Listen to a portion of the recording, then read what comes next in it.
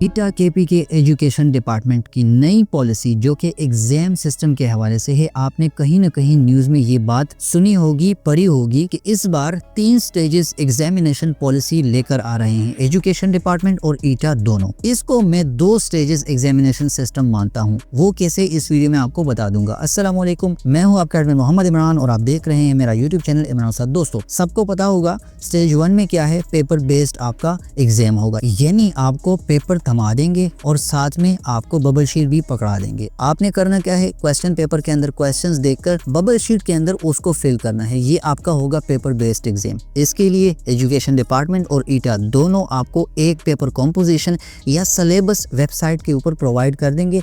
उसके हवाले से आपने उसको लेकर तैयारी करनी होगी, फिर आपका ये पेपर बेस्ड एग्जाम होगा। इसका मकसद क्या है, इस बार जो बंदा इसको फेल करे वो फर्दर नहीं जाएगा, आगे नहीं जाएगा, यहीं पर फेल कंसिडर हो जाएगा।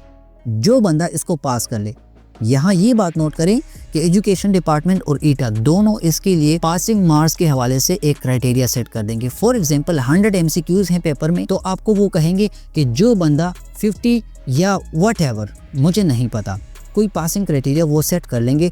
तो जो बंदा उसको टच करेगा, उससे ऊपर जाएगा, वो पास कंसिडर होगा। इसका मकसद यही है पेपर बेस्ड एग्जाम का इस बार। इसके बाद आपका होगा कंप्यूटर बेस्ड एग्जाम। आपकी स्क्रीनिंग टेस्ट होगी कंप्यूटर के ऊपर, वही सिलेबस पुराना जो पहले से एजुकेशन डिपार्टमेंट और ईटा ने आपको दिया होगा, ठीक है। जो जिसके ऊपर आपने पेपर बेस्ड एग्जाम दिया था, वही सिलेबस, वही पेपर कॉम्पोजिशन इस बार कंप्यूटर बेस्ड के लिए होगा। जो बंदे पास होकर आते हैं कंप्यूटर बेस्ड एग्जाम में जो बैठेंगे, वही सेम सिलेबस और सेम पेपर कॉम्पोजिशन को लेकर उनका कंप्यूटर बेस्ड टेस्ट होगा। इसमें क्या होगा, आपकी स्क्रीन के ऊपर एक एक question at the same time आएगा। 100 MCQs आपकी स्क्रीन के ऊपर आएंगे। आप माउस यानी कर्सर के थ्रू उसका ऑप्शन सेलेक्ट करेंगे और जब आप 100 MCQs कंप्लीट कर लेंगे या जब आपका टाइम ओवर हो जाएगा, तो आपकी स्क्रीन के ऊपर आपको प्रॉपर रिजल्ट शो हो जाएगा। ये दूसरा स्टेज है और यहीं पर मेरी नज़र में ये एग्जाम पॉलिसी यहीं पर ख़त्म हो जाती है, क्योंकि ये जो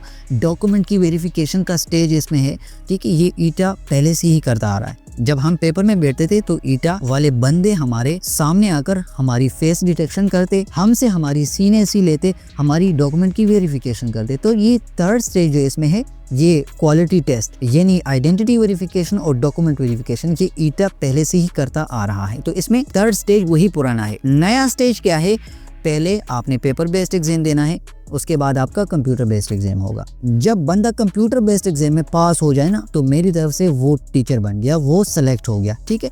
यहाँ पर बात खत्म हो जाती है। सिलेबस के हवाले से मैंने आपको बता दिया कि दोनों के लिए जो स्क्रीन टेस्ट होगा पेपर बेस्ड और कंप्यूटर बेस्ड, दोनों के लिए पेपर कॉम्पोजिशन सिलेबस आइडेंटिकल होगा।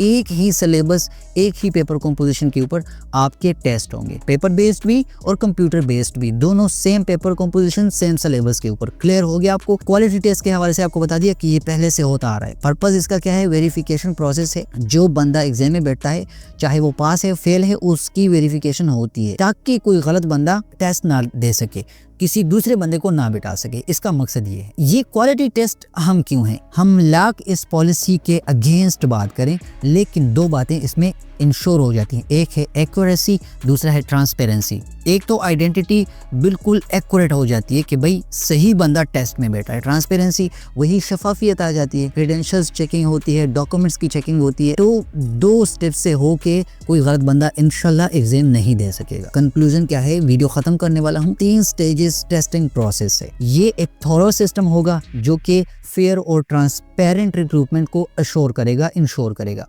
Candidates must clear both screening and quality stages to be successfully selected. 2 stages है इम्पोर्टेंट, आपने जो फोकस में रखना है, जिस चीज़ को आपने फोकस करना है, टारगेट करना है। पहला, आपने पेपर बेस्ड एग्जाम अच्छी तरह से पास करना है। कम से कम जो पासिंग क्राइटेरिया उसका एजुकेशन डिपार्टमेंट व्हाटएवर जो भी सिलेक्ट करे, आपने उसको पास करना है। उसके बाद आपका जो कंप्यूटर बेस्ड टेस्ट होगा, सेम सिलेबस के ऊपर, सेम पेपर कॉम्पोजिशन के ऊपर, कंप्यूटर में आपको MCQs आएंगी, उसके आंसर करेंगे।